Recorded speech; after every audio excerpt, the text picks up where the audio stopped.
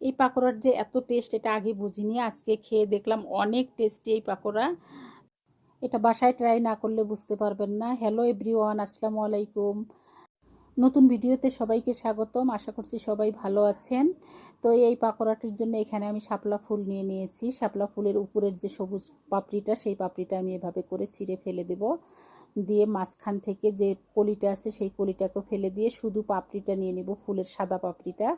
এভাবে করে কুচি কুচি করে কেটে পাপড়িগুলোকে আমি ভালোভাবে ধুয়ে পরিষ্কার করে নেব। ধুয়ে নেওয়ার পর এর মধ্যে আমি অ্যাড করে দিব পেঁয়াজ, রসুন এবং আদা পেস্ট, আর দিয়ে দেব কাঁচামরিচ এবং পেঁয়াজ কুচি, আর দিয়ে দেব হলুদ এবং জিরের গুঁড়ো দিয়ে দেব 1/2 টিস্পুন এবং গরম মশলার গুঁড়ো 1/2 টিস্পুন, স্বাদ মতো লবণ, আর দিয়ে দিব কিছু ময়দা। এটা আপনারা চালের আটাও দিতে পারেন, ময়দা বা বেসন যে কোনো কিছু দিতে পারেন। দিয়ে এটাকে ভালোভাবে ম্যারিনেট করে নেব। এই পাকোড়াটা ফ্রাই করার পর যে এত মুচমুচে হয় এবং খেতে দুর্দান্ত টেস্টির একটি পাকোড়া, আমি এটা কখনো খাইনি। তো আজকে খেয়ে আমার খুব ভালো লেগেছে। আশা করছি আপনারাও বাসায় ট্রাই করবেন।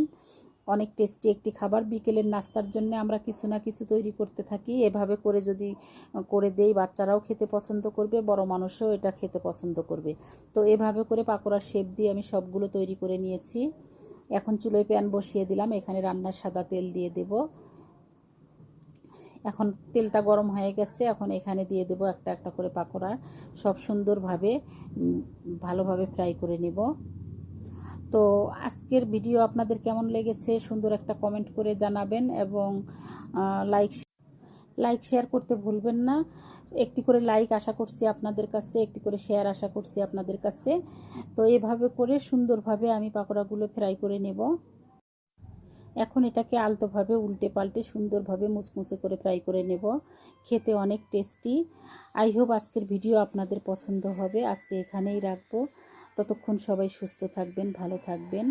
আল্লাহ হাফেজ।